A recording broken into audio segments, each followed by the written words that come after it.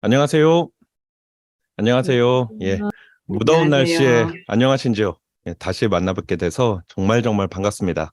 자, 오늘은 기악 특집 어, 2탄 시간이 돌아왔습니다. 이번 시간에는 현대 기악에 대해서 알아보고요. 이제 삼각형의 여러 가지 중심에 대해서 살펴보는 시간을 갖도록 하겠습니다. 그런데 시작에 앞서 제가 간단한 퀴즈가 있습니다. 제가 지금부터 몇 개의 물체들을 보여드릴 건데요. 예, 선생님들은 이것의 이제 공통점을 찾는 겁니다. 채팅으로 보내주셔도 되고요. 아니면 입으로 이렇게 말씀하셔도 제가 입 모양 다 보이니까 예, 맞출 수 있을 겁니다. 자, 어렵지 않아요. 자, 그럼 시작합니다. 첫 번째 퀴즈. 자, 이 물건들의 공통점이 뭘까요? 너무 어렵게 생각하실 필요 없고요. 예, 벌써 답을 말씀하십니다. 예, 아이들 눈으로 보면 다 보입니다. 예, 그렇죠. 맞아요. 이거는 색깔입니다. 전부 다 빨간색이라는 공통점이 있죠. 뭔지 한번 자, 봐봐. 그러면 이제 두 번째 문제로 갑니다. 두 번째 문제. 이 자, 공통점. 이 물건들의 네. 공통점을 네. 찾아보세요. 쇠야? 이거의 네. 공통점은 뭘까요? 쇠. 바로? 쇠예요, 쇠. 맞아요. 맞습니다. 재질입니다. 어떡해. 자, 사실 여기까지는 1학년 아이들도 잘 맞춥니다. 자, 이제 마지막 문제 나갑니다. 자, 이 물건들의 공통점을 찾는 거예요. 자, 공통점이 뭘까요? 안경과 바지. 안경과 바지. 우리가 맞아요. 뭔가 입는 거, 몸에 걸치는 거. 근데 한 가지가 빠졌습니다. 자, 얘를 포함해서 공통점을 찾는 거예요. 안경과 바지와 비? 아무 상관없어 보이는데 얘네들의 공통점이 구멍이 두 개씩 있다. 이야 아주 오늘 예습을 정말 잘하고 오신 분이 계십니다. 맞아요. 자, 근데 왜 기하학 특집인데 이런 얘기를 하냐, 이제 아시는 분은 아시겠지만 이게 바로 현대 기하학입니다. 왜 현대 미술은 저는 정말 이해를 못 하겠더라고요. 그런데 아마 이제 수학을 잘 모르시는 분들에게 현대 수학에 대한 얘기를 드리면 이런 걸 왜 하나 모르겠다, 진짜 희한한 연구들을 하거든요. 제가 지난 시간에 말씀드렸지만 이제 수학뿐만 아니라 현대 물리학이나 천문학 같은 걸 보면 진짜 이해가 안 되는 연구들이 많아요. 이거는 이제 스위스 국경에 있는 선이라는 연구소에 있는 입자가속기 LHC라는 건데요. 이 사진은 LHC의 아주 일부분이고요. 이제 전체 크기가 한 둘레가 27km 정도 돼요. 한 강남구 크기랑 비슷합니다. 이 연구소에서 이제 사용하는 예산이 1년에 한 1조 원 정도 되거든요. 그걸로 지난 20년 동안 했던 연구 중에 가장 대단했던 게 뭐냐면 바로 힉스 입자를 찾아낸 거예요. 힉스 입자가 뭐냐면 물체에 질량을 부여하는 소립자예요.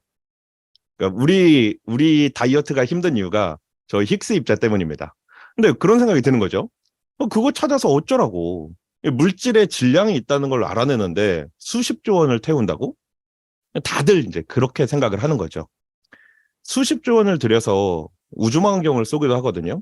이거는 이제 2년 전에 발사한 제임스 웹 우주망원경 주경 사진인데요. 저 주경 가격만 수천억 원 합니다. 근데 이걸로 뭘 보는 거냐? 이런 것들 보는 거예요. 왼쪽은 허블로 찍은 거고요. 오른쪽이 제임스 웹으로 찍은 건데 꽤 선명해졌죠.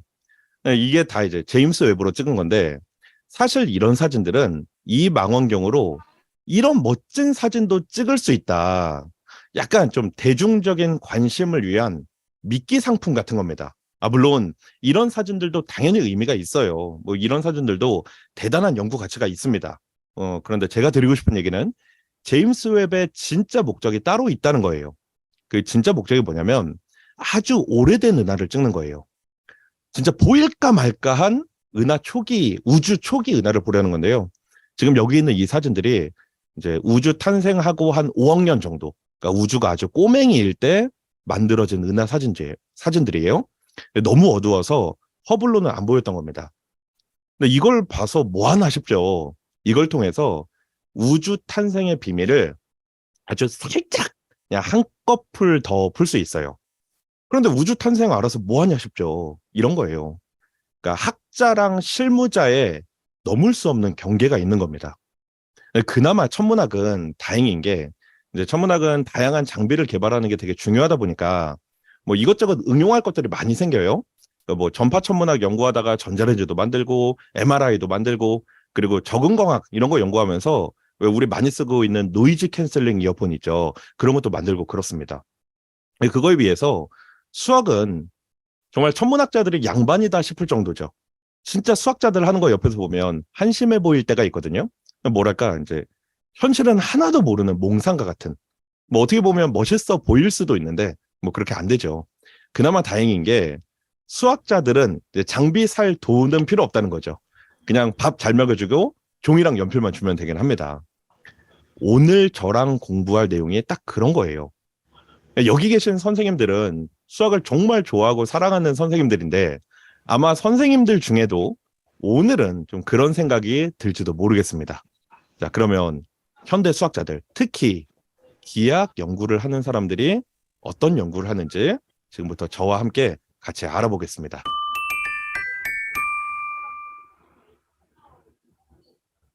선생님들에게 기하학이 뭐냐, 기하학하면 뭐가 떠오르냐, 그러면 아마 대부분 그냥 그리스 기하학일 거예요. 뭐 길이 넓이 계산하고 합동 찾고 닮음 찾고 그런 거죠. 그런데 기하학을 완전히 새로운 눈으로 본 사람이 있습니다.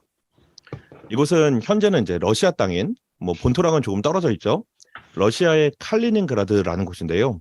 뭐 300년 전에는 그 프로이센 제국의 퀘니스베르크라는 곳이었어요. 그 퀘니스베르크에 프레겔 강이 흐르고 있고요. 강에 있는 섬을 중심으로 3개의 지역이 있습니다. 뭐 섬은 그다지 크진 않아요. 이게 끝에서 끝까지 한 500m 정도 되니까 그 선유도 공원보다 좀 작은 정도, 그 정도의 섬입니다. 그 섬 한가운데 이제 칸트의 박물관이 있어요. 그 지난 시간에 나왔던 칸트가 평생 퀘니스베르크를 벗어난 적이 없다고 합니다. 그러니까 퀘니스베르크 사람들에게 이제 칸트는 정말 최대의 자랑거리인 사람인 거죠. 그 섬이 산책하기 정말 좋은 곳이에요. 물론 뭐 저도 가본 적은 없고요. 구글 맵으로는 되게 자주 갑니다. 근데 아무튼 이 퀘니스베르크에 이제 저 섬을 중심으로 이제 주변 지역들이 7개의 다리로 연결돼 있어요. 누가 처음에 이런 생각을 했는지 모르겠지만 이제 어슬렁 산책을 하다가 7개의 다리를 중복 없이 모두 건너보려는 시도를 했던 좀 천문학자 같은 그런 사람이 있었나 봐요. 뭐 처음에는 가벼운 마음으로 시작을 했겠죠. 그러다가 안 되니까 집에 와서 막 그림도 그려보고 막 별의별 생각을 다 했을 거예요. 친구들한테도 물어보고. 근데 아무도 해결을 못했고 이 문제는 유명해집니다. 당시에 퀘니스베르크에 칸트만 살고 있던 게 아니었어요. 철학계 칸트에 못지않은 수학계에서는 오히려 뭐 영향력이 더 크다고 할 수 있죠. 바로 오일러가 살고 있었습니다. 그래서 사람들이 오일러를 찾아갔어요. 선생님, 도대체 이 문제는 답이 뭘까요? 답이 있는데 못 찾는 겁니까? 아니면 애초에 답이 없는 겁니까? 오일러가 참 사람이 좋아서 사람들 부탁을 거절을 못 하거든요. 뭐 사실 본인도 이 문제 보고 솔깃했을 거예요. 뭔가 굉장히 쉬워 보이는데 안 풀리는 문제, 이런 거 도전하고 싶잖아요. 그렇게 그 유명한 퀘니스베르크 다리 문제가 탄생합니다. 아시다시피 이제 오일러는 이 지도를 이렇게 단순화했죠. 지역은 꼭지점으로, 그리고 다리는 선으로 연결을 했습니다. 그리고 한복 그리기 이론이 탄생한 거예요. 그런데 진짜 주목해야 되는 건 한복 그리기의 가능성이 아니에요. 물론 그것도 그래프 이론에서 매우 중요하죠. 근데 진짜 중요하게 봐야 되는 건 홀수점, 짝수점이 아닙니다. 오일러도 사실 이 연구를 하면서 진짜 주목했던 거는 바로 도형의 상태, 형태였어요. 이게 무슨 소리냐면 우리가 이 지도를 이렇게 도형으로 표현을 했잖아요. 그런데 이 도형을 우리가 이렇게 구불구불하게 표현했다고 해봐요. 그럼 분명히 이게 기하학적 관점에서 보면 두 그림은 전혀 다른 그림입니다. 그런데 이 그림에서 연결된 선이 직선이냐 곡선이냐 꾸불꾸불하냐 그런 걸 구별하는 게 의미가 있는가? 그렇지 않죠. 중요한 건 연결이 되어 있느냐, 몇 번 연결이 되어 있느냐가 중요하지, 저거를 연결하는 선의 모양은 이 문제의 본질과는 아무런 관련이 없습니다. 이게 남자인 저는 완전히 이해하지 못할 수 있겠지만 왜 그 주변에서 보면 엄마가 친정 엄마가 되면 좀 느낌이 달라지는 것 같아요. 그 뭔가 약간 그 애증의 관계면서 뗄래야 뗄 수 없는 그런 관계. 그냥 결혼을 하고 뭐 친정 근처에 살건 머나먼 타국 땅으로 이민을 가건 친정 엄마랑 딸의 관계는 변하지 않잖아요. 딱 마찬가지입니다. 수학에서도 그렇게 변하지 않는 것, 그것을 발견한 게 바로 오일러고요. 수학자들은 이거를 위상수학이라고 불러요. 저 위상이라는 말이 이제 위치와 형상, 모양이라는 뜻인데요. 그러니까 서로 간의 위치에 따른 형태를 연구하는 수학이라는 뜻입니다. 그러니까 중요한 건 도형의 본질적인 성질이 모양이 아니라 연결 상태에 있다는 거예요. 오일러가 실제로 이 생각을 확인하기 위해서 이제 입체 도형에서 나타나는 공통 성질을 찾아봤어요. 그러니까 어떤 입체 도형이라도 연결 상태가 같다면 변하지 않는 성질이 있을 거다라는 생각을 합니다. 그리고 찾아낸 게 바로 오일러 지표예요. 그러니까 입체 도형은 모양과 관계없이 항상 V 빼기 2 더하기 F가 2가 되잖아요. 실제로 이렇게 입체 도형의 오일러 지표를 계산해 보면 전부 다 2입니다. 뭐 지금은 증명을 생략하지만 뭐 증명도 어렵지 않게 할 수 있어요. 자, 이렇게 변하지 않는 값을 불변량이라고 불러요. 그럼 거꾸로 생각하면 입체 도형을 어떻게 바꿔야 이 불변량이 변할 수 있을까? 그 얘기는 본질적인 성질을 바꾸는 방법이 뭐냐는 질문이에요. 당연히 오일러는 이 질문의 답도 찾아냅니다. 바로 구멍 뚫기예요. 도형에 구멍을 뚫으면 도형의 본질적인 성질이 변해요. 그러니까 이런 도넛 모양들, 이거를 이제 수학에서는 토러스라고 해요. 토러스의 오일러 지표를 계산을 해보면 일반적인 입체 도형과 다릅니다. 오일러도 이걸 계산해보고 옳다구나 했겠죠. 토러스는 실제로 이렇게 다각형화를 하면 간단하게 오일러 지표를 구할 수 있거든요. 값을 구해보면 0입니다. 그러니까 불변량이 변한 거죠. 그러면 본질적인 성질이 달라진다는 거예요. 그래서 도형에 구멍을 뚫으면 성질이 다른 도형이 된다라는 겁니다. 그러니까 거꾸로 얘기하면 구멍 개수, 이거를 이제 위수라고 하는데요. 위수만 유지가 되면 본질적인 성질은 변하지 않는다는 거예요. 그래서 그 유명한 얘기가 나온 거죠. 수학자의 눈에는 도너츠나 머그잔이 똑같아 보인다는 거예요. 자, 그러면 이제 아까 그 퀴즈의 정답, 그게 이해가 되실 거예요. 이 도형들은 전부 다 본질적인 성질이 같은 도형들이었던 거예요. 그러니까 전부 다 위수가 2, 그러니까 구멍 개수가 2개인 도형들인 거죠. 자, 이렇게 위상수학은 도형의 연결 상태를 연구하는 기하학이에요. 물론 이게 이렇게 단순하게 그냥 그림만 막 비교하고 그런 건 아니고요. 이게 조금만 깊이 들어가도 후덜덜덜 어려워지거든요. 그 위상수학을 영어로 토폴로지라고 합니다. 근데 수학 전공한 사람들은 이거를 뭐라고 부르냐면 토폴로지를 또 모르지라고 불러요. 진짜 또 몰라요. 들으면 아는 것 같은데 또 몰라요. 실제로 위상수학 교재를 보면 진짜 모를만 하죠. 또 모를만 합니다. 자, 아무튼 원래 얘기로 돌아가서 위상수학에서 도형을 구별하는 제일 간단한 방법이 바로 위수를 비교하는 거예요. 안경과 2인용 튜브는 위수가 2로 같으니까 위상수학에서는 같은 도형, 이거를 이제 위상동형 호미오몰픽이라고 합니다. 그 몇 해 전에 그 빨대 논란이라는 게 있었어요. 빨대에 구멍이 몇 개냐라는 건데 실제로 설문조사를 해보니까 절반이 넘는 사람들이 이걸 잘못 생각하고 있는 거예요. 제가 이 논쟁을 처음 봤을 때 무식한 것들 막 그랬는데 제가 예전에 그 말씀 드렸었죠. 수학에서는 절대로 함부로 절대라는 말을 쓰지 마라. 내가 틀릴 수도 있는 거다. 그런 말씀을 드렸죠. 물론 이제 위상수학 관점에서 보면 위수가 1인 게 맞아요. 뭐 증명이 어려운 것도 아니고요. 그냥 직관적으로 봐도 빨대는 도넛이랑 위상 동형이잖아요. 그러니까 위수가 1이 맞습니다. 근데 이 논쟁을 보고 있다 보니까 뭐 별의별 아이디어가 다 나오더라고요. 그러니까 구멍이 2개라고 주장하는 사람들의 논리가 이거예요. 그러면 입이랑 항문을 같은 걸로 보냐. 근데 되게 진짜 그럴듯하죠. 솔깃했습니다. 그리고 구멍이 없다라고 주장하는 사람들은 이렇게 얘기를 해요. 빨대는 직사각형을 말아놓은 거잖아. 그러니까 이거는 구멍이 없다. 이런 주장도 있고요. 이제 칸트의 순수 이성 비판에 따르면 우리의 감각기관이 지각하는 거가 이제 본질이랑 관계가 없다는 거잖아요. 그러니까 빨대 구멍 개수는 인간으로서는 절대로 알 수가 없다. 뭐 이런 주장도 있고, 이제 인지 언어학 관점에서 보면 우리말에서는 바지가 단수 취급인데 영어에선 복수 취급 아니냐. 그러니까 이거는 관점에 따라 다르다. 뭐 양자역학으로 보면 구멍이 없다라고 뭐 난장판인데 진짜 재밌습니다. 물론 이제 추상적인 수학의 세상에서 빨대는 위수가 1이 맞아요. 이거를 한쪽은 구멍으로 보고 다른 한쪽은 테두리로 생각하면 쉽습니다. 이거 수업 시간에 토론하면 진짜 재밌어요. 근데 빨대는 좀 간단하잖아요.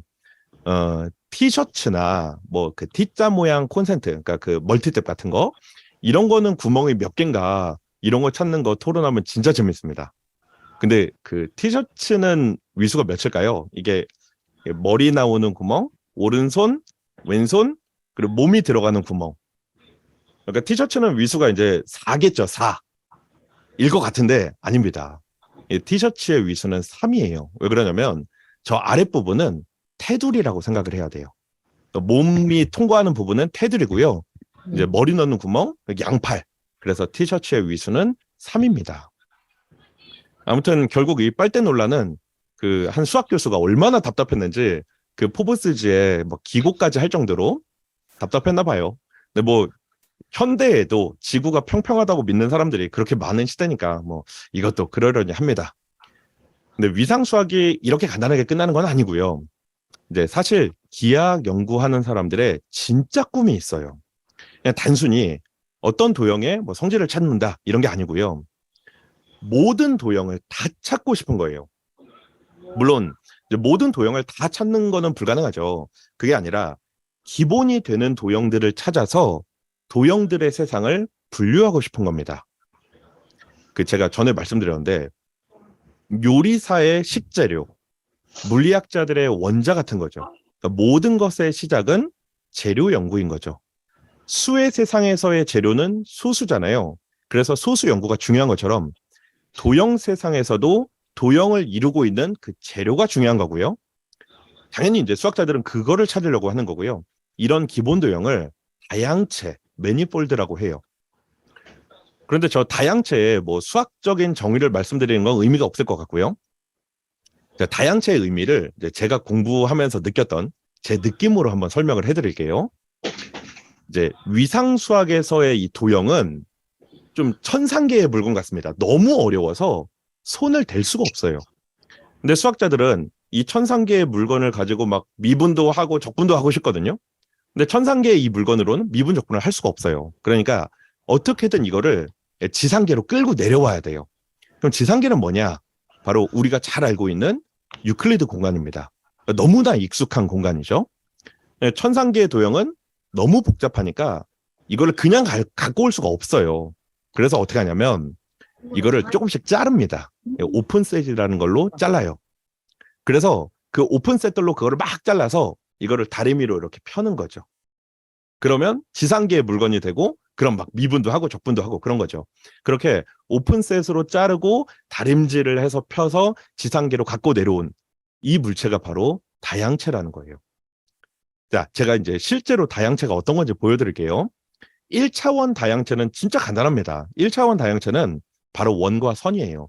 물론 이제 원에서 저 면은 빼고 이제 테두리만입니다. 그래서 이 두 가지를 이제 이어 붙이는 방법, 그냥 막 붙이는 건 아니고 이제 커넥티드 썸이라는 걸 해야 되는데 이것들을 그렇게 이어 붙여서 1차원의 모든 위상 동형인 도형들을 만들 수 있어요. 근데 뭐 이거는 뭐 별거 아니죠. 근데 이제 2차원 다양체로 넘어오면 2차원 다양체는 총 3가지거든요.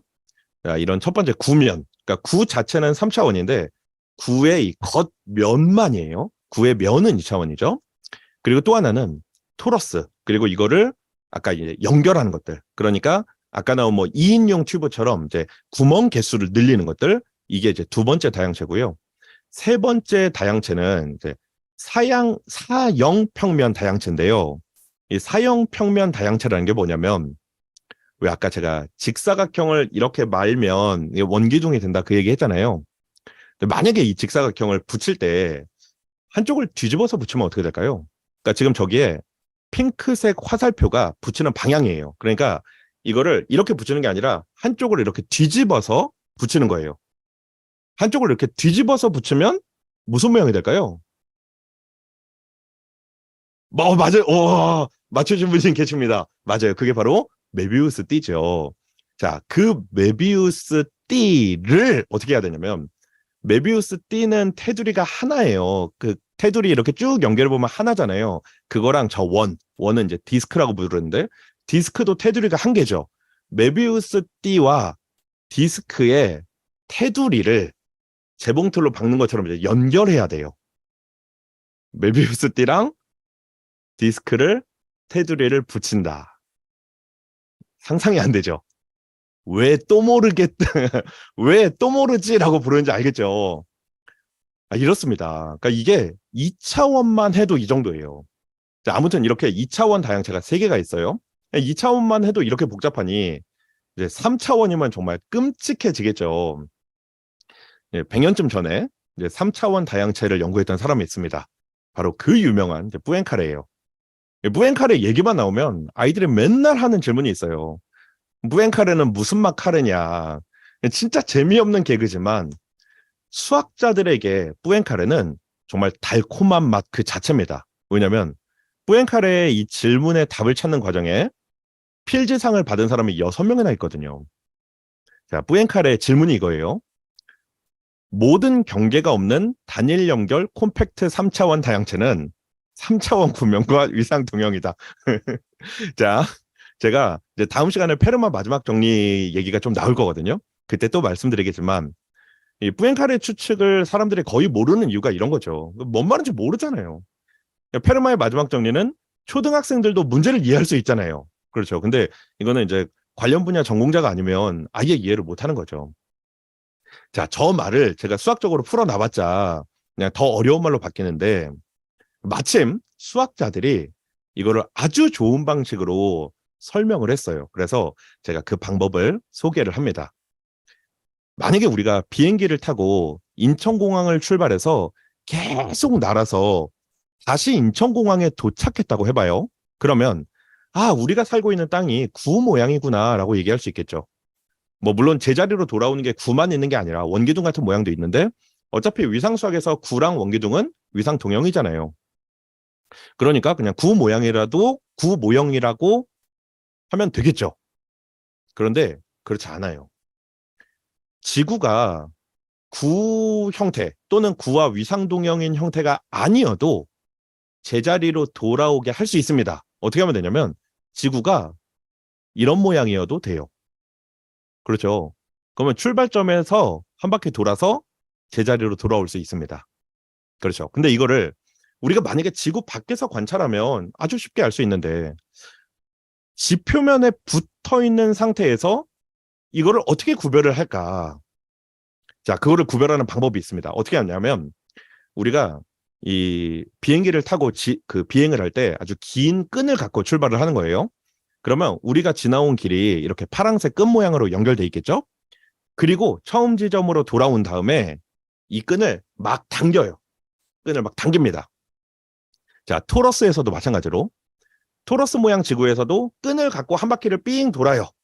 그리고 도착해서 끈을 막 당깁니다.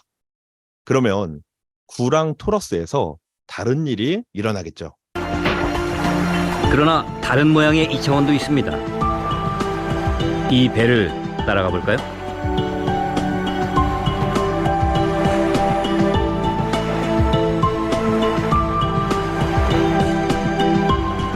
배가 출발한 곳으로 돌아왔습니다.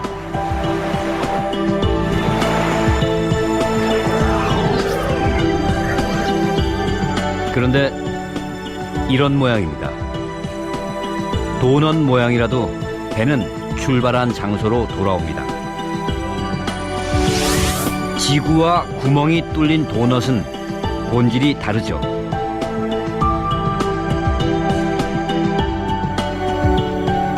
하지만 땅 위에 살면서 그걸 어떻게 구별할 수 있을까요? 배에 밧줄을 달고 출발합니다. 다시 돌아왔을 때 줄을 당깁니다.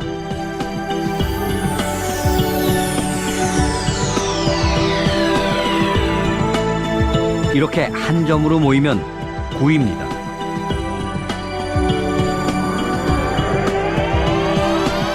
그것은 안 됩니다. 걸리죠.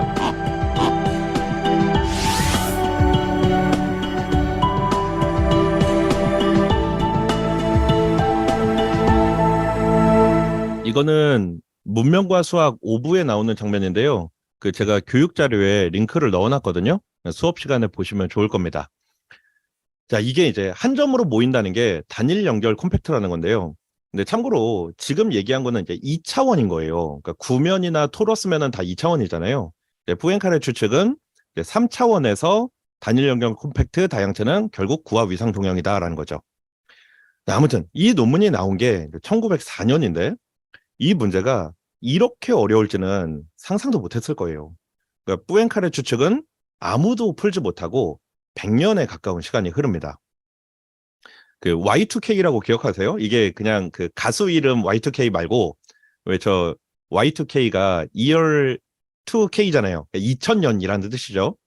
그 2000년이 됐을 때 이제 그 미국 클레이 수학 연구소에서 7개의 난제를 정해서 700만 달러의 상금을 걸었어요. 그러니까 한 문제당 100만 달러씩 상금을 건 거죠.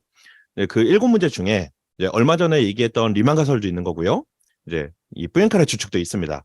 그거 말고도 피 대 MP 문제, 양밀스 가설, 네비어 스톡스 방정식, 버치와 스위너톤 다이어 추측, 뭐 호지 추측, 발음하기도 힘든 정도로 자, 이런 것들이 있는데 이게 일반인들은 정말 그냥 문제가 뭔지도 이해할 수 없는 그런 것들인 거죠. 문제가 너무 어려워서 사실 수학자들도 대부분의 수학자들은 와, 나 도전해서 100만 달러를 받아야지 이런 게 아니라 야, 내 생에 이게 풀리는 게 볼 수 있으려나 싶은 수학자들도 그렇게 생각하는 그런 문제들입니다. 참 세상에는 사람이 얼마나 많은지 이 평범한 사람들의 생각으로는 전혀 이해가 안 되는 참 희한한 사람들이 많은 거죠. 2002년 11월에 그 아카이브라는 사이트에 논문 하나가 올라옵니다. 이 아카이브라는 사이트가 자연과학 계열 쪽에 출판되기 전의 논문, 그러니까 심사를 받지 않는 논문이 올라오는 사이트인데요. 그 왜 지난주에 그 초전도체 LK99 이거 올라온 사이트도 바로 여기에요. 근데 여기에 보통 이제 한 달에 한 5,000편 정도의 논문이 올라옵니다. 그냥 누구라도 그냥 자기 논문을 올릴 수 있는 거예요. 그냥 좀 게시판 같은 그런 곳입니다. 뭐 많을 때는 하루에 한 수백 편이 올라올 때도 있거든요. 아무튼 그냥 이런 게시판에 그냥 누군가 논문 하나를 올렸는데 그게 이제 전 세계 수학계를 완전히 뒤집어 놓은 거죠. 이 논문을 올린 사람이 러시아 수학자 그레고리 페렐만입니다. 뭐 사실 이 페렐만의 논문이 정확하게 뿌엔카레 추측을 증명한 건 아니고요. 이 윌리엄 서스턴의 기하화 추측을 증명한 건데요. 그 증명을 하면 뿌엔카레 추측은 그냥 당연히 성립하는 따름 정리가 돼버립니다. 이 페렐만의 논문이 40페이지, 39페이지예요. 근데 이걸 검증하겠다고 무려 이제 전 세계 검증팀이 4개가 만들어졌고요. 그 4개의 검증팀에서 3년 동안 논문을 검증을 해요. 논문이 너무 어려워서 검증팀이 따로 만든 해설서가 1000페이지가 넘습니다. 윌리엄 서스턴의 기하화 추측, 그리고 페렐만의 증명의 아이디어에 대한 내용을 제가 그 자료집에 영상 링크를 넣었거든요. 이상엽 선생님이 설명하는 영상 링크를 넣었는데 내가 한번 보시는 게 좋을 겁니다. 그러니까 뭐 내용은 이해 못해도 흐름 자체를 이해하는 거는 어렵지 않거든요. 자, 그렇게 이제 뿌엔카레 추측은 허무하게 끝나버렸어요. 이 페렐만 논문 검토했던 그 위원장이 이제 존 모르건 교수인데 존 모르건 교수가 끝나고 이런 얘기를 했습니다. 우리는 이렇게 어려운 문제 증명이 끝나버린 것에 낙담했다. 그리고 증명 내용을 처음에는 아무도 이해하지 못한 것에도 낙담했다. 근데 페렐만이 이런 엄청난 논문을 그냥 인터넷 게시판에 그냥 떡하니 올려놓은 걸 보면 정말 보통 사람이 아니라는 게 느껴지잖아요. 이 페렐만이 진짜 특이한 사람인데 이 논문 검토가 끝났을 때가 2005년이었거든요. 2006년에 세계 수학자 대회가 있었습니다. 뭐 이 정도면 필즈상 4개를 다 줘도 모자랄 업적이었으니까 페렐만은 당연히 이제 필즈상 수상자로 이제 선정이 되는데 페렐만은 수상을 거절했어요. 심지어 시상식장에 나타나질 않았습니다. 수학계의 노벨상이라 불리는 필즈 메달 시상식. 수상자는 현대 수학에서 가장 어려운 문제를 증명해낸 인물이었다. My immediate reaction was, and I thought I would never see the proof of this in my lifetime. Everybody knew even before that he was able to do miracles. Grigory Perelman from St. Petersburg.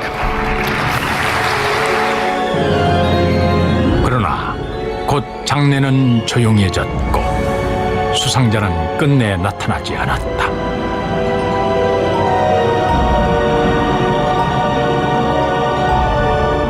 예, 그러고 나서 이제 난리가 났습니다. 아니 세상에 필즈상 수상을 거절한 사람이 있는 게 말이 되냐고요. 그래서 이제 전 세계 언론사들이 다 앞다퉈서 막 취재를 하러 갔는데 취재도 다 거절했고요. 심지어 그 클레이 수학연구소에서 상금 100만 달러 받아가라고 했는데 그것도 거절했고요. 당시에 이제 그 국제 수학협회장이었던 존 볼이 직접 만나러 갔는데 만나 주지도 않았습니다. 그리고 뭐 수많은 스카웃을 다 거절했고요. 지인을 통해서 이런 말을 남겼다고 해요. 내가 우주의 비밀을 쫓고 있는데 100만 달러를 주겠는가. 정말 대단한 사람이죠.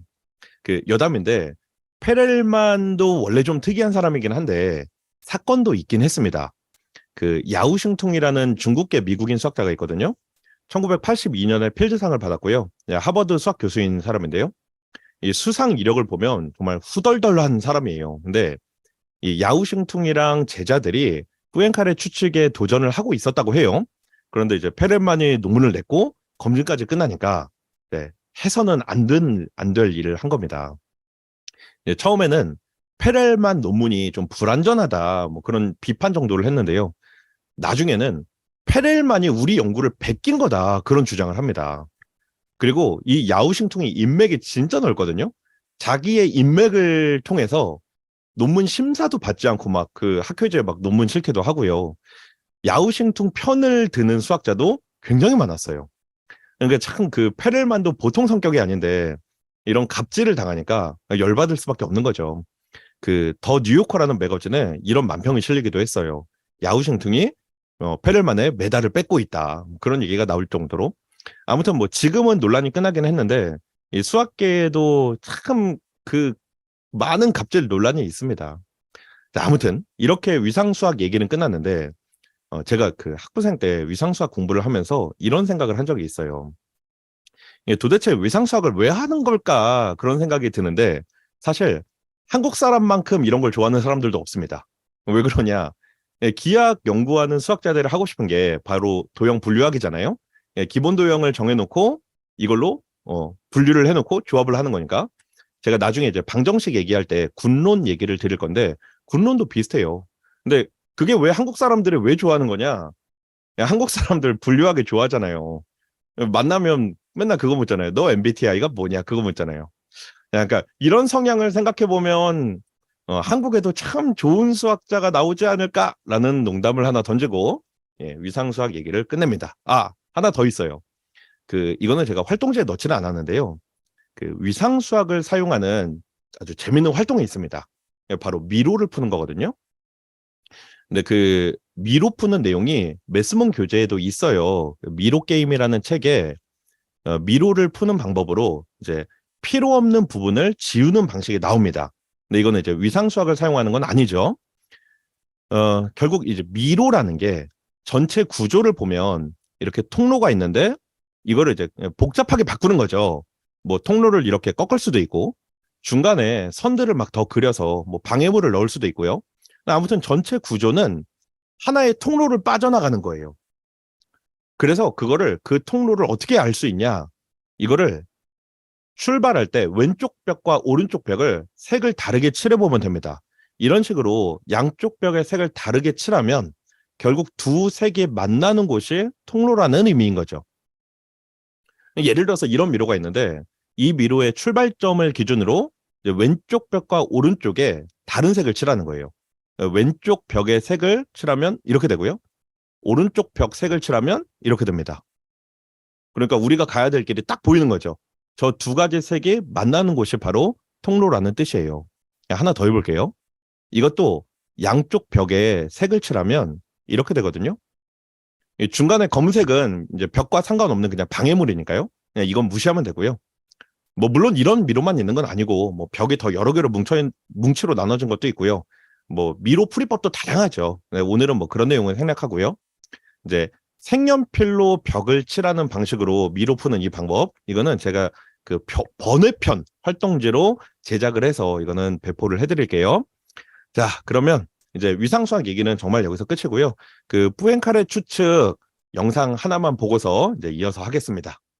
인류 탐험의 역사에서 마젤란은 지구를 돌았습니다. 그리고 확신했습니다. 지구는 둥글다. 많은 사람들은 환호했지만 한 사람은 고개를 저었습니다. 바로 뿌엔카레. 마젤란의 방식은 부족하다. 만약 지구가 도는 모양이라도 역시 한 바퀴 돌아 원래 위치로 돌아올 것이다. 그리고 그가 제안한 방식, 배에 밧줄을 달고 지구 한 바퀴를 돌아 다시 밧줄을 끌어당겼을 때 어디에도 걸리지 않는다면 지구는 둥글다. 하지만 밧줄이 어딘가 걸린다면 지구는 도는 모양일 수도 있다. 그리고 뿌엔카레는 생각합니다. 이런 방식으로 혹시 우주의 모양도 알아낼 수 있지 않을까? 마침내 2006년 뿌엔카레 추측이 증명되었고 우리는 우주의 모양을 드디어 알아내었습니다. 보시고 도움이 되셨다면 아래 댓글 꼭 남겨주시고요. 구독 잊지 마시고 꾹 눌러주시기 바랍니다. 장난이었습니다. 이렇게 끝난다면 궤도가 아닙니다. 가장 많은 분들이 오해하고 있는 것, 뿌엔카레 추측을 증명했다는 말은 우주의 모양을 밝혀냈다는 뜻이 아닙니다. 다시 돌아가 보겠습니다. 뿌엔카레 추측은 모든 경계가 없는 단일 연결 컴팩트 3차원 다양체는 3차원 구명과 위상 동형이다. 사과해야겠죠? 하나씩 풀어보겠습니다. 모든 경계가 없는 단일 연결 컴팩트, 여기서 막히네요. 일단 컴팩트라는 표현은 1906년 프랑스 수학자 모리스가 도입했습니다. 쉽게 말해 닫혀있고 무한하게 뻗어나가지 않는 3차원 다양체는 3차원 구명과 위상 동형이다. 다시 써보겠습니다. 명확하게 끊어지는 부분이 없이 하나로 연결된 닫혀있고 무한하게 뻗어나가지 않는 세상의 다양한 형태는 당구공과 위상 동형이다. 가상의 밧줄을 사용해서 좀 더 상상력을 발휘하면 우주에 어떻게 밧줄이 놓여있더라도 자르거나 끊지 않고 한 점으로 모을 수 있다면 우주는 당구공과 위상 동형이다. 아직 한 가지가 남았습니다. 바로 위상 동형. 이게 좀 어려운데 삼각형, 사각형, 원은 분명히 다 다른 도형입니다. 하지만 위상 수학에서는 모두 같다고 보고 위상 동형이라고 부릅니다. 그런데 여기서 끝이 아닙니다. 심지어 박지성, 손흥민, 호나우딩요도 위상 동형입니다. 기존 기하학과는 전혀 다른 접근이죠. 최근 유명했던 빨대 논쟁. 빨대는 구멍이 한 개인가 두 개인가? 위상 수학에서는 당연히 구멍이 한 개입니다. 빨대를 압축시켜서 줄이고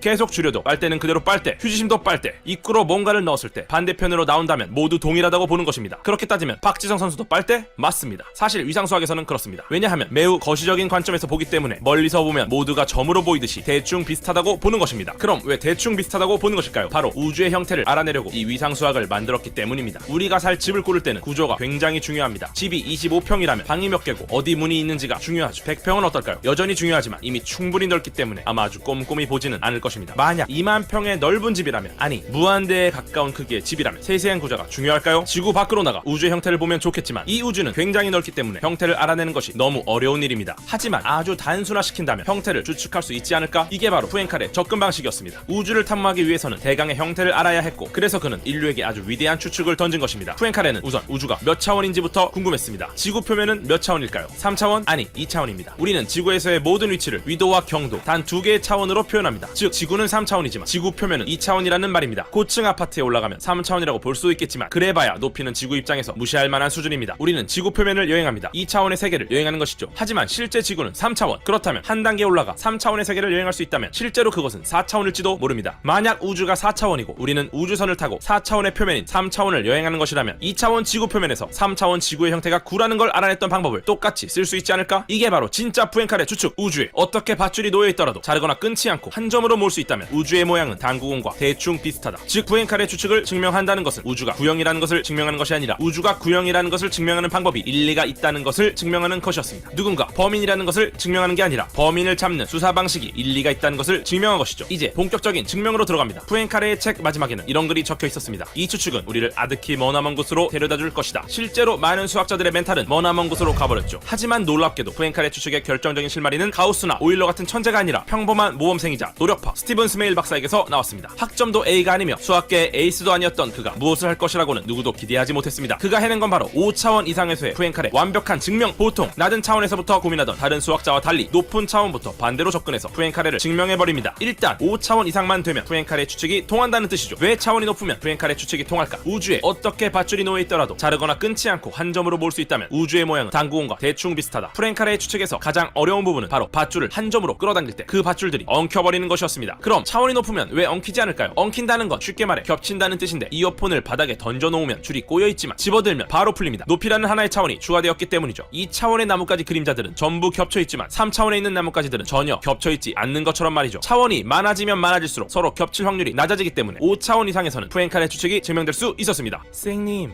우리 애가 이 문제를 풀면 서울대를 갈 수 있을까요, 쌩님? 이 문제를 풀면 서울대를 가는 게 아니라 서울대 교수가 될 수 있습니다. 스티븐 스메일 박사는 31살에 필즈상을 받고 UC 버클리의 교수가 됩니다. 고차원에서부터 거꾸로 내려오는 증명 방식이 유행하는 가운데 1976년 볼프강 하켄 등판 세계 지도에 붙어있는 나라를 전부 다른 색으로 칠하는 사색 문제 컴퓨터로 모든 경우의 수를 색칠한 그의 증명 방식은 동료 수학자들에게 무시를 당했지만 노가다 전문인 그의 자신감은 푸엔카레 추측으로 향했습니다. 푸엔카레 추측을 내가 증명하지 못한다면 나는 바보이거나 노력을 안 한 것일 뿐이다. 그리고 그는 바보가 되었고 나중에 분노 조절 장애까지 생겼습니다. 그로부터 8년 후 마이클 프리드먼은 한 차원 더 가까워진 4차원에서 푸엔카레 추측을 증명했고 1986년 필즈상을 받게 됩니다. 아직도 마이크로소프트 연구소에서 불철주야 연구를 하고 계십니다. 하지만 여전히 우리가 살고 있는 3차원에서는 증명되지 못했죠. 대신 같은 해 미국의 수학자 윌리엄 서스턴은 3차원에서 우주의 형태가 될 만한 후보를 8개나 찾아냈습니다. 이게 바로 기하와 추측, 즉 우주가 치킨 모양이라고 가정했을 때 이 세상에는 치킨이 딱 8종밖에 없고 무조건 이 치킨들 중에 하나는 우주의 모양이라는 뜻입니다. 선천적으로 원근감을 느끼지 못했던 그는 어릴 때부터 사물간 거리를 파악하는 자신만의 훈련을 했고 결국 공간의 구조를 누구보다 훌륭하게 이해하는 방법을 알아낸 것이죠. 구모양 1개와 도넛 모양 7개 중에서 반드시 우주의 모양이 있다. 밧줄을 한 점으로 모으려는 푸엔카레. 우주는 오직 8개의 형태만 있다고 주장하는 윌리엄 서스턴. 기하와 추측이 증명되면 존재하는 8개 형태 중에 밧줄을 잡아 당겼을 때 어디에도 걸리지 않는 건 구모양뿐이니 자연히 우주는 당구공 모양이 되며 푸엔카레 추측도 증명됩니다. 하지만 우주가 8개 형태로만 존재하려면 존재하는 모든 형태들을 어떻게든 8개 중에 하나와 비슷하게 다듬어야 하는데 워낙 주름진 형태가 많아 매끈하게 만들기가 쉽지 않았습니다. 이때 등장한 사람이 바로 리처드 해밀턴. 리치 흐름이라는 미분 방정식을 이용해서 마치 보톡스 주사를 맞는 것처럼 형태의 주름을 펴는 방법을 제시했습니다. 물론 주름을 편다고 모든 문제가 해결되지는 않았습니다. 뾰족한 뾰루지는 주름보다 훨씬 각이져 있어서 리치 흐름으로도 쉽게 펴지지 않았습니다. 그리고 2002년 11월 11일 온라인 논문 자료실에 39페이지의 논문이 하나 올라왔습니다. 바로 윌리엄 서스턴의 기하와 추측을 증명하는 내용이었습니다. 어디 대단한 곳에서 발표를 한 것도 아니었고 유명한 저널에 투고를 한 것도 아니었습니다. 이게 지금 어떤 상황이냐면 기가 막힌 주식 정보가 있습니다. 이건 최소 100억 버는 정보인데 이런 정보를 이면지에 적어서 홍대 길거리에 버려둔 수준이죠. 바로 거절장인 그레고리 페렐만의 등장이었습니다. 1904년부터 98년 동안 누구도 못했던 가설의 증명, 밀레니엄 난제 해결을 37살의 젊은 수학자가 해낸 것이었죠. 리치 흐름으로 펴지지 않던 뾰루지를 잘라내고 부드러운 피부를 이식하는 특이점 수술법을 통해 존재하는 모든 형태를 딱 8개 형태로 표현할 수 있게 되었고 우주의 형태가 8개밖에 없으니 그 중에 밧줄을 모을 수 있는 형태는 당구공뿐. 3차원에서 기하와 추측과 푸엔카레 추측을 한 방에 증명한 것입니다. 이렇게 말하니까 쉬워 보이지만 사실 물리학의 엔트로피까지 응용했기 때문에 굉장히 어렵습니다. 단지 39페이지의 짧은 논문을 검증하기 위해 예일대와 콜롬비아대 등 저명한 수학자들이 모여 팀을 짜고 무려 3년간 검증한 끝에 1000페이지에 달하는 해설서를 만들었습니다. 그리고 2006년 푸엔카레 추측이 완전히 증명되었다고 선언한 존 모건 교수는 페렐만의 증명에 대해 이렇게 소감을 남겼습니다. 우리는 이 어려운 난제의 증명이 끝나버린 것에 낙담했다. 그리고 위상 수학을 사용하지 않고 증명한 것에 낙담했다. 심지어 증명한 내용을 처음에는 누구도 이해하지 못한 것에도 낙담했다. 세계 최고의 수학자들에게 트리플 악셀 낙담을 안겨준 페렐만. 그는 왜 거절 장인이 되었을까요? 천재 수학자 오일러의 도시 상트페테르부르크에서 태어난 그는 박사를 마치고 스탠포드, 프린스턴 등 유명 대학에서 초청을 받았지만 거절 수학 외에 다른 건 안 하겠다는 일념하에 고향인 상트페테르부르크 스테클로프 수학연구소로 진로 결정. 1996년 유럽 수학회상도 자신의 연구가 완성되지 않았다는 이유로 거절. 푸엔카레 추측을 증명한 이후에 중국계 미국인 수학자 야후 싱퉁이 싱퉁맞게도 페렐만의 증명은 틀렸고 우리가 한 증명이 진짜다 라는 내용의 326페이지의 논문을 냈는데 그 꼬라지를 보고 페렐만 삐짐. 실제로 야후 싱퉁 팀은 페렐만의 논문을 그대로 베낀 것뿐이었습니다. 논문이 올라왔던 아시아 수학 저널에는 사과문이 올라왔지만 이미 삐진 페렐만은 진정한 거절 장인으로 거듭나며 2006년 8월 국제 수학자 대회에서 필즈상을 거절. 국제수학연맹 회장인 존 볼이 러시아까지 찾아가서 삼고초를 했는데도 거절. 미국 우수대학들 교수직도 전부 거절. 3년 후 클레이 수학연구소에서 밀레니엄 난제를 하나 해결했으니 11억 상금 주겠다고 했지만 거절. 철벽남이다 연락조차 거절. 상트페테르부르크에서 상금 받아서 기부하라고 했으나 역시 거절. 러시안 과학 아카데미에서 정회원으로 추천했으나 거절. 우리나라 EBS도 인터뷰를 하러 여러 번 찾아갔으나 거절. 현재 그는 어머니와 단둘이 작은 아파트에서 나라에서 주는 실업수당으로 끼니를 연명하며 4차원에 존재하는 형태들은 몇 개일지 찾고 있습니다. 푸엔카레 추측을 증명한 페렐만의 논문에 대해 다른 수학자들이 너무 생략 요약된 부분이 많아 이해하기 힘들다고 불평하자 그는 이렇게 말했습니다. 내 논문에는 단 한 문장도 빼거나 덜 것이 없습니다. 같은 심정으로 빼거나 덜 것이 없도록 만든 이번 영상 어떻게 보셨나요? 허세 죄송합니다. 인류에게 위대한 추측을 던졌던 프랭카레, 그는 이런 말을 남겼습니다. 과학자가 자연을 연구하는 이유는 쓸모있기 때문이 아니라 아름답기 때문이다. 만약 자연이 연구할 가치가 없다고 한다면 우리의 인생 또한 살 가치가 없을 것이다. 그 과정이 아름답기 때문에 우주의 형태를 추측했던 프랭카레, 그리고 그것을 더욱 아름답게 풀어낸 베를만, 우리가 수학을 경이로운 시선으로 봐야 할 이유입니다. 지금까지 가장 핫한 과학, 긴급과학의 궤도였습니다. 우리가 40분 동안 공부한 거를 9분 만에 압축한 대단한 영상이었습니다. 자, 이제 이런 놀라운 발견의 이제 첫 시작이 바로 오늘 책의 주인공인 오일러죠. 사실 뭐 오일러는 너무 많은 곳에 등장하다 보니까 어디 나와도 어색하지 않고 반대로 어디에 나와도 신기하지 않죠. 근데 정말 이 수학 공부를 하면 할수록 뜬금포로 등장하는 경우가 엄청나고요. 그 연구 수준에 또 한 번 놀라게 되니까 가끔은 그런 생각이 듭니다. 아, 오일러가 3대 수학자를 제치고 정말 최고의 수학자가 아닌가? 그런 생각이 들기도 합니다. 게다가 이제 대부분의 수학자들은 성격이 조금 모났거든요. 근데 그거에 비해서 오일러는 인성까지 갖춘 사람이니까 진짜 완벽한 수학자 아닌가? 그런 생각이 듭니다. 그 세상에서 가장 아름다운 공식 탑 10이라는 게 있어요. 물론 이제 주관적인 거긴 한데요. 이 중에 10개의 공식 중에 1등, 2등, 5등이 다 오일러가 발견한 겁니다. 5번째는 전에도 등장했던 소수의 중요성을 널리 알리고 제타 함수를 발견한 바로 그 식이죠. 그리고 두 번째 식은 아까 등장했죠. 예, 위상수학의 첫걸음을 만든 식입니다. 그리고 첫 번째는 지수함수를 복소수까지 확장하면서 정말 그 놀라운 상수들로만 구성된 좀 드림팀 같은 것들이 드림팀 같은 거죠. 어떻게 수들이 이렇게 조합되는지 의심스럽게까지 한 그 식이죠. 뭐 원주율은 하도 많이 나와서 뭐 그렇다 치고 오일러 상수는 미적분의 항등원 같은 거고 더하기 1은 제가 지난 시간에 얘기했죠. 그 페아네 공리계에서 자연수를 구성하는 매우 중요한 기호고 그 다음에 위치기수법을 탄생시킨 0 그리고 수체계를 2차원으로 확장한 허수 이런 것들이 조화를 이뤄서 진짜 수학이 이렇게까지 아름다울 수 있나? 그런 생각이 드는 감탄만 나오는 식입니다. 그 오일러 얘기로 돌아가서 그 오일러가 러시아에 하도 오래 있다 보니까 러시아 사람으로 오해받을 수도 있는데요. 오일러는 스위스 바젤에서 태어난 수학자예요.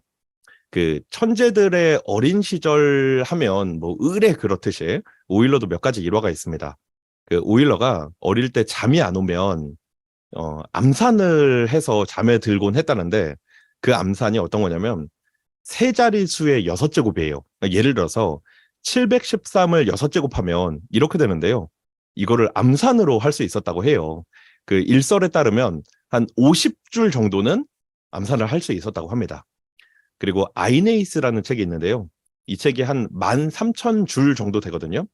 이 책을 처음부터 끝까지 다 암송할 수 있었다고 해요. 이 정도 천재였다 보니까 13살에 대학 입학한 게 뭐 그다지 놀랍지도 않은 거죠. 그리고 19살에 박사학위를 받았고요.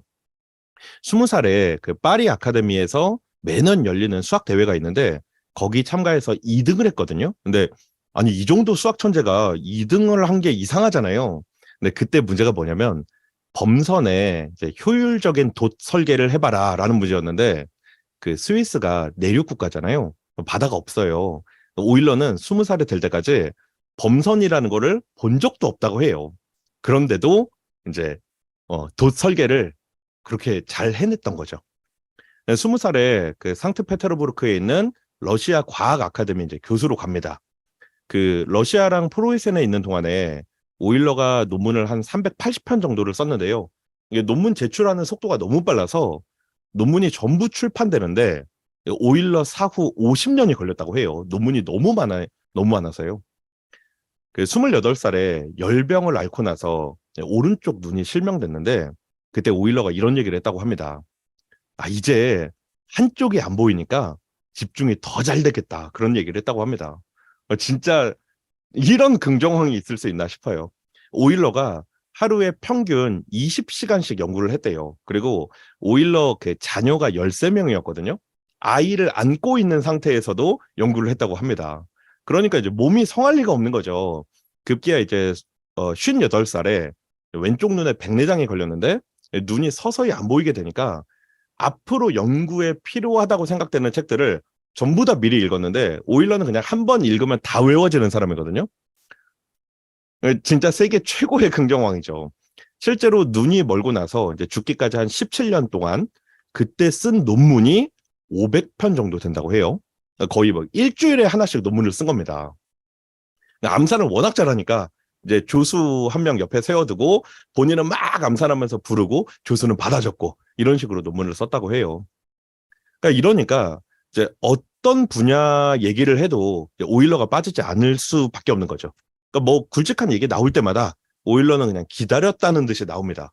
그러니까 오일러는 오늘 삼각형의 중심 이야기의 주인공으로 등장했지만 사실 뭐 어떤 책이라고 해도요. 그냥 오일러가 주인공으로 나왔다면 그냥 명분이 있는 그런 수학자예요. 정말 최고의 수학자가 맞습니다. 그런데 사실 이 삼각형의 중심 이야기의 주인공은 뭐 사실 어떻게 정해도 애매하긴 해요. 왜 그러냐면 이 삼각형 중심에 대한 이론들은 뭔가 누구 한 명의 발견이라기보다 이제 오랜 시간 동안에 조금씩 살을 보태면서 발전을 하다 보니까 참 주인공을 정하기가 어렵습니다. 그런데 왜 오일러가 주인공이 됐냐? 이제 이거랑 관련된 가장 최신 이론을 2개나 만들었기 때문이거든요. 그리고 제가 지난 시간에 말씀드린 비유클리드 기하학, 그리고 또 위상수학 이런 것들이 발전하면서 18세기가 됐을 때 논증기하는 사실상 수학의 주류가 아니었어요. 그래서 이제 오일러의 이런 발견이 논증기하 연구의 거의 이제 마지막을 장식했다고 보시면 됩니다. 자, 그러면 이제 주인공 얘기도 끝났고 이제 본 얘기를 시작해야 되는데 이제 시작에 앞서 할 얘기가 또 있어요. 근데 벌써 시간이 다 끝나가고 있는데 본 내용을 시작도 못하고 있는데요. 그래도 중요한 얘기니까요. 바로 제목 얘기예요. 저는 이 오심이라는 제목이 참 마음에 들지 않거든요. 왜냐면 이 제목 때문에 삼각형의 중심은 5개다라고 이제 고정관념이 생기는 것 같아요. 삼각형의 중심을 누가 정한 것도 아니고 그냥 다양한 의견이 있는 거잖아요.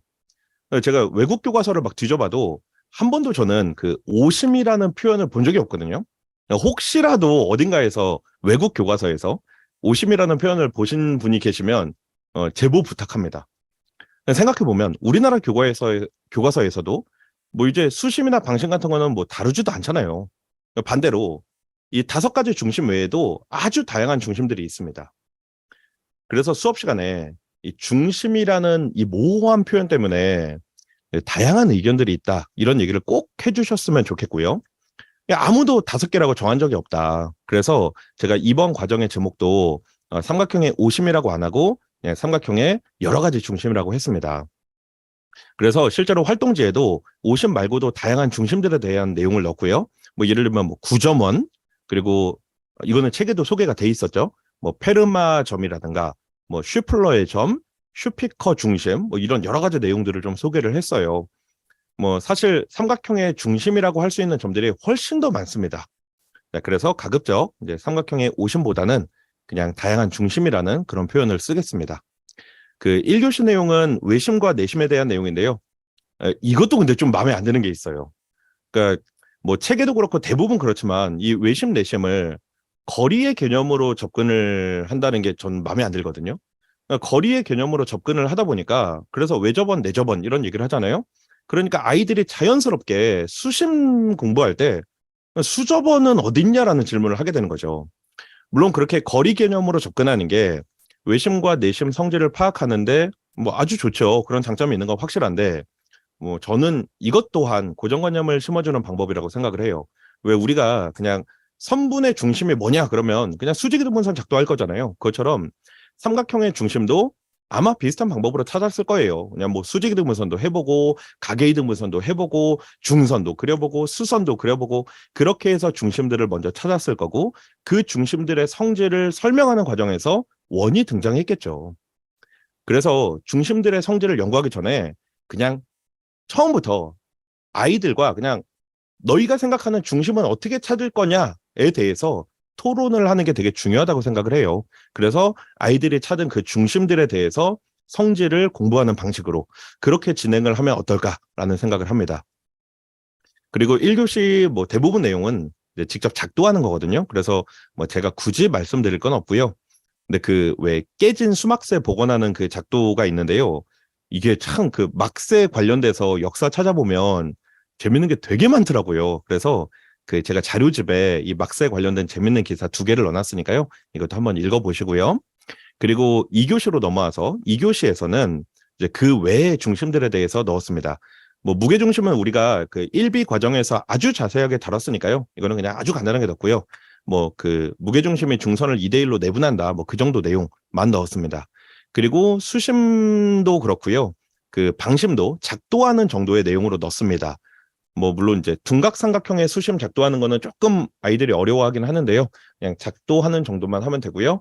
수심에 대한 성질은 3교시에서 다루고 있어요. 그리고 이제 이 책에도 소개가 돼 있는데 9점원 작도하는 내용을 넣었거든요.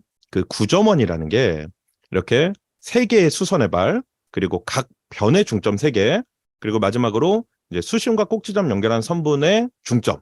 그래서 저 9개의 점을 지나는 원이 바로 9점원이죠. 그럼 이제 저 9개의 점을 찾고 이 원을 작도해야 되는데 저 9개의 점을 작도하는 것까지는 별 문제가 없어요. 대부분 잘합니다. 그런데 이제 대부분 아이들이 이 원 중심을 찾는데 애를 먹더라고요. 이제 수학 좀 하는 아이들은 이제 9개의 점 중에 뭐 적당히 3개 골라서 외심 작도를 하면 된다는 걸 찾아내고요. 이제 진짜 고수들은 바로 이 선분의 중점이 바로 9점원의 중심이라는 걸 찾아내는 거죠. 왜 그러냐면 이제 1교시에서 그 외심 공부하면서 직각삼각형의 외심은 빗변의 중점이다. 그런 내용을 공부를 하거든요. 잘 보면 여기가 직각삼각형이죠. 그러니까 저 직각삼각형의 빗변의 중점이 바로 외심이 되는 거고 그게 9점원의 중심이 되는 겁니다. 그래서 제가 그 경시반 수업 12년을 하면서 이 매스몽 역사상 이거를 찾아낸 아이가 딱 3명 있었거든요. 근데 웃긴 게 대치경시반에서는 한 명도 없어요. 대치경시반 아이들은 그냥 그저 이제 머릿속에서 끄집어내는 걸 좋아하다 보니까 오히려 분당 아이들이 훨씬 더 잘 찾았습니다. 그리고 2교시 마지막 내용이 페르마의 점이에요. 뭐 이거는 꽤 유명하죠. 그래서 A급 같은 심화책에도 문제로 나오고요. 그 삼각형 내부의 점에서 세 꼭지점에 이르는 거리의 합이 가장 작은 점을 찾는 게 바로 페르마 점이죠. 이게 이제 페르마가 제시한 문제라서 페르마 점이라고 하는데 이 문제를 해결한 사람은 토리첼리라는 사람이에요. 그 토리첼리가 누구냐면 이게 아마 중3 과학 시간에 나올 건데 왜 수은 기둥 실험에서 대기압 처음 발견한 사람? 왜 아마 선생님들 기억나실 거예요. 수은 기둥 그러면 우리 그냥 76cm 이거 외웠잖아요. 예, 그 실험을 한 사람이 바로 토리첼리입니다. 그 여담인데 대기압 단위는 토리첼리가 아니라 파스칼을 쓰죠. 보통 헥토파스칼이라고 하잖아요. 파스칼이 대기압 변화를 발견해서 대기압 단위로 이제 파스칼을 쓰는데 토리첼리 입장에서는 되게 억울하겠죠. 그 페르마점 찾은 것도 자기인데 페르마점이라고 하고 대기압도 자기가 발견했는데 대기압 단위는 파스칼을 쓰고 그런데 저 페르마랑 파스칼은 되게 친한 사이고 뭐랄까 이게 약간 야우싱턴과 페르만의 관계 같은 좀 그런 느낌이 듭니다. 자, 아무튼 이 페르마 점을 찾는 거는 간단하죠. 그 매스몽 5단계에서 경상의 원리를 사용해서 최단거리 구하는 내용이 있는데 뭐 그거랑 비슷하죠. 다만 이거는 이제 회전 이동을 해서 같은 거리를 만들어낸다. 그것만 다른 겁니다.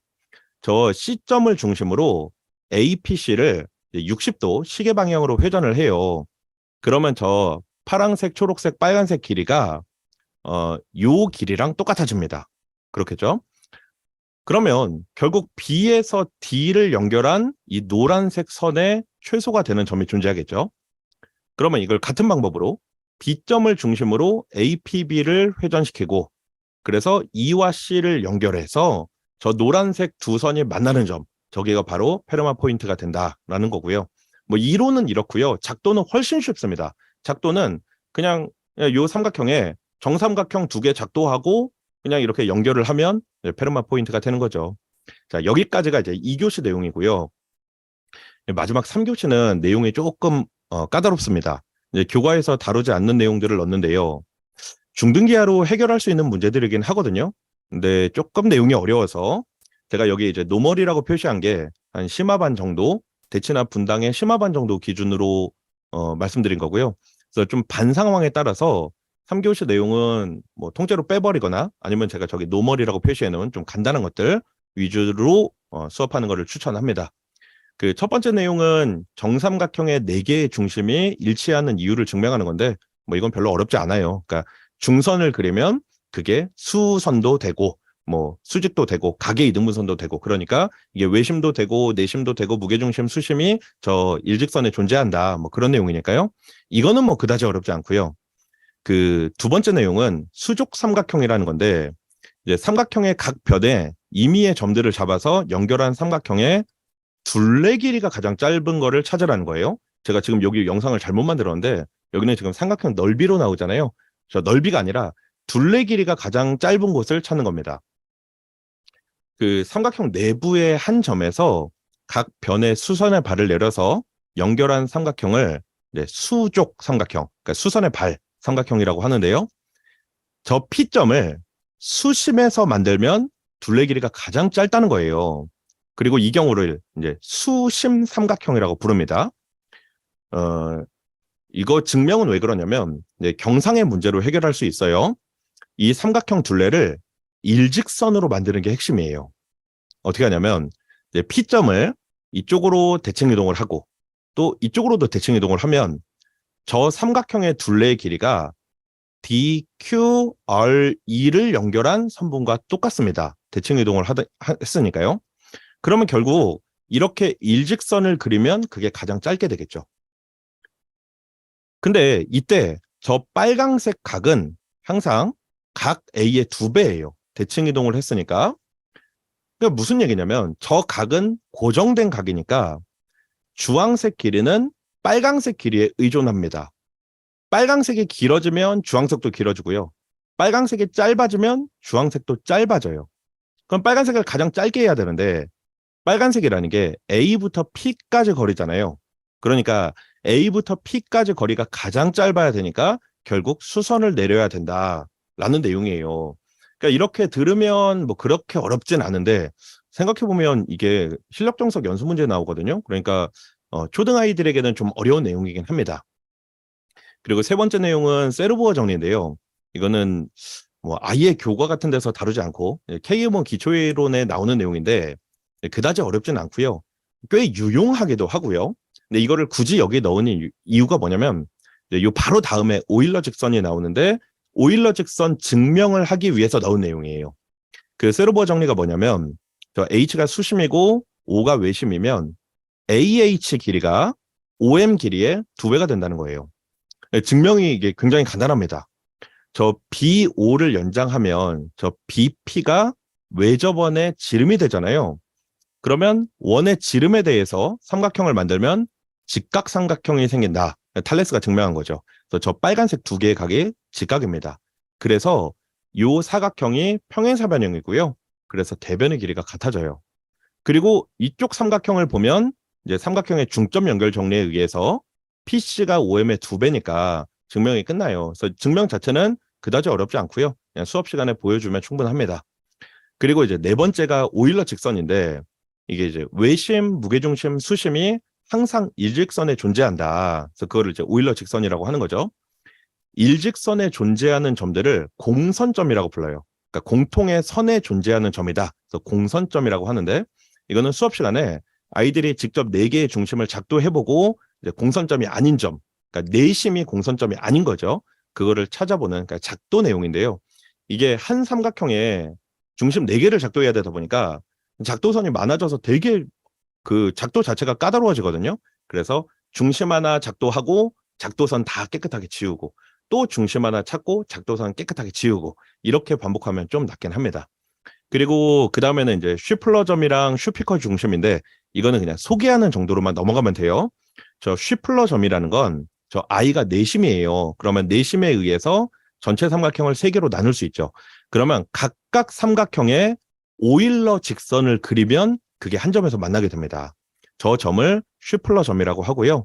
그 다음에 슈피커 중심은 삼각형의 무게중심인데 그냥 삼각형이 아니라 내부가 비어있는 테두리만 있는 삼각형의 무게중심이에요. 저거는 어떻게 찾냐면 그 삼각형 중점을 연결한 삼각형의 내심, 그게 슈피커 중심이다. 이런 정도를 그냥 소개해주는 정도면 이제 충분하고요. 이제 마지막 내용이 나폴레옹 삼각형이에요. 그 책에도 나오는데 뭐 내용 자체는 어렵진 않죠. 아까 페르마 점 찾을 때처럼 삼각형의 세 변의 정삼각형 그리고 이제 각각의 중심, 뭐 정삼각형이니까 뭐 외심을 찾건 내심을 찾건 똑같죠. 그리고 그 점을 연결한 삼각형이 항상 정삼각형이 된다. 뭐 그런 내용이죠. 근데 이거는 실제로 나폴레옹이 발견한 건 아니고요. 나폴레옹이 수학자들과 친했던 건 맞아요.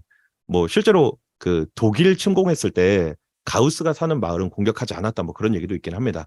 아무튼 이건 나폴레옹이 발견한 건 아니고요.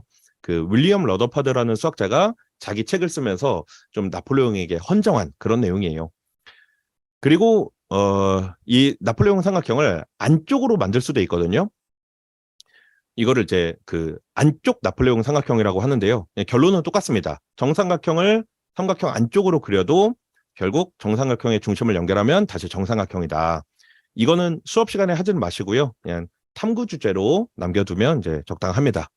자, 그래서 이제 활동지 내용 다 끝났고요. 이제 탐구 주제만 간단하게 살펴볼게요. 첫 번째 주제는 그 여러 가지 물체의 위수를 찾아보고요. 그 위수가 같은 물건들, 그러니까 위상적으로 같은 물체들로 분류하는 거예요. 이게 의외로 위수 찾는 게 쉽진 않습니다. 그 예전에 어떤 학생이 사람의 위수를 구했던 학생도 있어요. 근데 이거 생각보다 되게 어려운 문제예요. 제가 그 영상 링크를 넣어놨는데요. 뭐 수업 시간에 볼 건 아닌데 되게 재밌습니다. 사람의 위수는 7이에요, 7. 그리고 두 번째는 외접원이나 내접원이 존재하는 사각형을 찾아보는 연구인데, 이거는 나중에 이제 우리가 원 성질 공부하면서 일반화시킬 수 있겠지만 지금은 그냥 뭐 그런 거 아니고요. 뭐 사다리꼴, 등변 사다리꼴 포함해서 사다리꼴이나 평행사변형, 직사각형, 마름모, 뭐 정사각형 이 중에서 외접원이 존재하는 것 그리고 내접원이 존재하는 걸 찾아보는 연구라서요. 별로 어렵진 않습니다. 세 번째는 아까 그 정삼각형의 네 가지 중심이 일치한다는 내용을 공부했잖아요. 비슷하게 이등변 삼각형은 꼭지각의 이등분선에 네 개의 중심이 존재한다. 뭐 사실 반대편에 방심도 있으니까 5개가 이제 공선점이 되는 건데 뭐 증명하는 건 아니고요. 뭐 증명까지 하면 더 좋겠지만 작도를 해보면 충분합니다.